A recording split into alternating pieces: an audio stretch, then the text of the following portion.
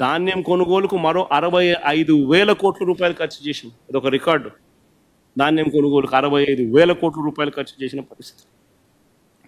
ఈరోజు చంద్రబాబు నాయుడు అధికారంలోకి వచ్చిన ఈ 10 నెలల కాలంలోనే మొన్ననే చూసాం, ధాన్యం కొనుగోలులో ఏ రైతుకు కూడా గిట్టుబాటు ధర రాల.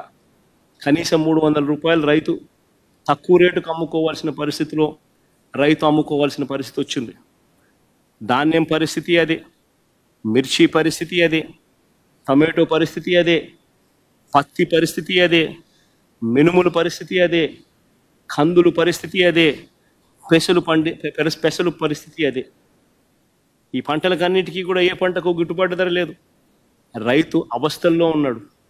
రైతుకు ఆదుకోవాల్సిన పరిస్థితిలో చంద్రబాబు నాయుడు గారు నిమ్మకు నీరెత్తినట్టుగా చంద్రబాబు నాయుడు ఏమాత్రం కూడా పట్టించుకోని పరిస్థితి ఈరోజు మనం చూస్తూ ఉన్నాం.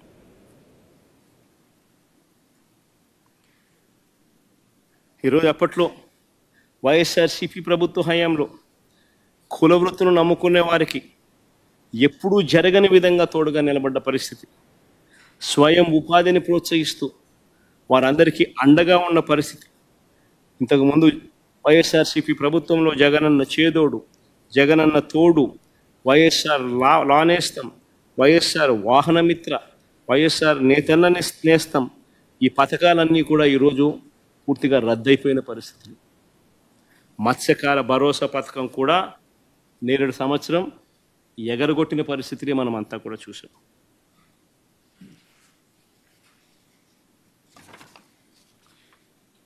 ఉద్యోగుల విషయానికి వస్తాం, ఉద్యోగస్తుల విషయానికి వస్తాం. ఉద్యోగస్తులకు కూడా చంద్రబాబు నాయుడు తీవ్రంగా మోసం చేశాడు. ఎన్నికలప్పుడు ఎన్నికల మేనిఫెస్టోలో చంద్రబాబు నాయుడు చెప్పిన మాటలు, అధికారంలోకి రాగానే సిపిఎస్ జిపిఎస్ విధానాన్ని పునఃసమీక్షిస్తామన్నారు. ఇప్పటి వరకు దీనిపై అతిగతి లేదు.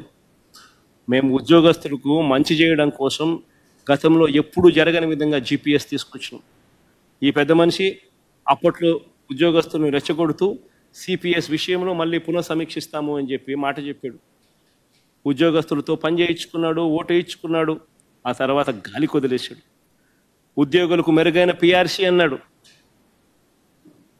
మా ప్రభుత్వం నియమించిన పిఆర్సీ చైర్మన్ను ఈయన అధికారంలోకి రాగానే తొలగించేశాడు. కొత్త పిఆర్సీ ఇంతవరకు వేయలేదు. ఉద్యోగస్తులకు జీతాలు పెంచే కార్యక్రమం ఇంతవరకు జరగలేదు. కూటమి ప్రభుత్వం రాగానే ఐఆర్ ప్రకటిస్తామన్నారు. ఇప్పటికి 10 నెలలు అయిపోయింది. నేరేడు సంవత్సరం ఐఆర్ ప్రకటించలేదు. ఈ సంవత్సరం కూడా ఐఆర్ ప్రకటిస్తున్నట్టుగా, దానివల్ల జీతాలు పెరుగుతున్నట్టుగా బడ్జెట్ డాక్యుమెంట్స్లో ఎక్కడ కనిపించవు. 3 డిఏలు పెండింగ్లో ఉన్నాయి. వాటి ప్రస్తావన కూడా బడ్జెట్లో లేదు. ప్రతి నెల 1వ తారీఖునే జీతాలు ఇస్తామన్నారు. కేవలం ఒకే ఒక నెల ఇచ్చారు. ఈ రోజుకి కూడా జీతాల కోసం ఉద్యోగస్తులు ఎదురుచూపులే. ఇంకా మా హయాంలో అన్నా కనీసం బట్టలు ఉన్నాయి, మా హయాంలో అన్నా కనీసం కోవిడ్ లాంటి మహమ్మారిని కూడా చూసాం.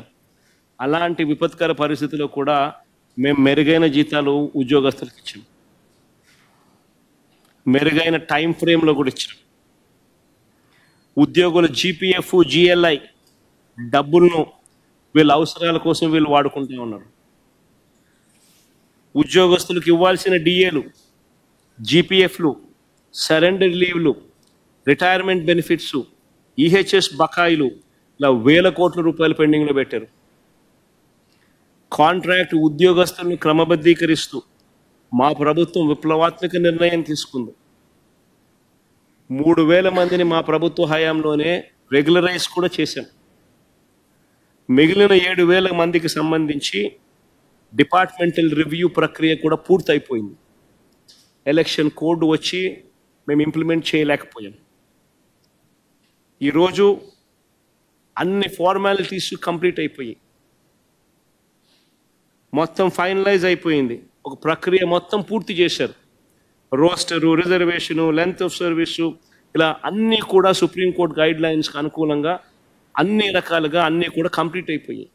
మిగిలిన 7000 మందికి ఎందుకు రిక్రూట్మెంట్ ఆర్డర్స్ ఇవ్వడం లేదు? ఎందుకు రెగ్యులరైజ్ చేసే ఆర్డర్స్ ఎందుకు ఇవ్వడం లేదు? వాళ్ళ జీవితాలతో కూడా ఆడుకుంటా ఉన్నారు.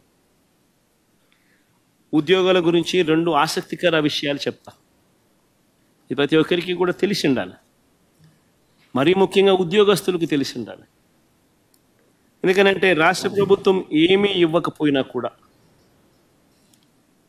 ప్రతి ఏటా గవర్నమెంట్ ఉద్యోగస్తులకు కనీసం 9 నుంచి 10% జీతాలు వాళ్ళవి పెరుగుతాయి. 2 డిఏలు, 1 ఇంక్రిమెంట్ రూపేణా. ఇది వాళ్ళ హక్కు, న్యాచురల్గా ఖచ్చితంగా వాళ్ళకు పెరుగుతుంది. కానీ చంద్రబాబు నాయుడు ప్రభుత్వం వచ్చాక మాత్రం జీతాలు పెరగని పరిస్థితి ఎక్కడైనా కనిపించింది అని అంటే ఒక చంద్రబాబు నాయుడు గారి ప్రభుత్వం వచ్చిన తర్వాత మాత్రమే కనిపించింది. పైగా బడ్జెట్లో దీనికోసం కేటాయింపులు ఆశ్చర్యకరంగా తగ్గించినారు. ఇది ఇంకో పెద్ద ఆశ్చర్యం.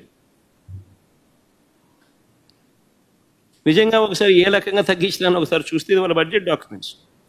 బేసిక్ పే ఒకసారి చూడండి. రివైజ్డ్ ఎస్టిమేట్లో 35,439 కోట్లు అయితే పెరగాల్సింది పోయి 35,431 కోట్లు తగ్గింది. అదే 2023-24 నుంచి గమనిస్తే పెరుగుతుంది. మళ్ళా 25-26 ఈ బడ్జెట్లో పెరగాలి, పెరగకపోగా బేసిక్ పే తగ్గింది. అదే రకంగా గ్రాంట్ ఇన్ ఎయిడ్ శాలరీస్, అంటే ఇది యూనివర్సిటీస్కి ఇచ్చే శాలరీస్, యూనివర్సిటీస్కి పనిచేసే వాళ్ళకి ఇచ్చే శాలరీస్, వాళ్ళ శాలరీస్ చూస్తే ఏకంగా 2023-24లో 3,927 కోట్లు అయితే 2025-26 ఈ బడ్జెట్లో వీళ్ళు పెట్టింది 2,944 కోట్లు. అంటే కొత్త వీసీలను నియామకం చేసింది ఉద్యోగస్తులు తొలగించేదానికోసం, అంతే కదా? దాని ప్రకారం ఇవాళ బడ్జెట్ డాక్యుమెంట్స్ నేను చూపిస్తా ఉన్నట్టు. రిటైర్డ్ వాళ్ళ పరిస్థితిని ఒకసారి గమనిద్దాం. రిటైర్డ్ వాళ్ళని ఒకసారి గమనిస్తే పెన్షనర్ల సంఖ్య మామూలుగా ప్రతి ఏటా పెరుగుతుంది. రిటైర్ అయిపోయే వాళ్ళ సంఖ్య పెరుగుతుంది, ప్లస్ పెన్షనర్లకు డిఆర్ అనేది యాడ్ అవుతుంది. వీటి 2 కారణాల వల్ల పెన్షనర్లకు మామూలుగా అమౌంట్ అనేది పెరగాలి. అలాంటిది పెరక్కపోగా ఒకసారి చూస్తే పెన్షనర్లకు సంబంధించి 2023-24లో 12,101 కోట్లు ఉంటే 2025-26 11,080కి, రివైజ్డ్లోనే 9,746 చూపించినాం. తర్వాత pensions of state aided education institutions వాళ్ళది చూస్తే 2023-24లో 701 ఉంటే 2025-26లో 511కి తగ్గించినారు. తర్వాత లోకల్ బాడీస్లో ఉన్న ఎంప్లాయీస్ ఆఫ్ లోకల్ బాడీస్ 2023-24లో 437 కోట్లు అయితే అది 12,50,00,000కి తగ్గించేసినారు.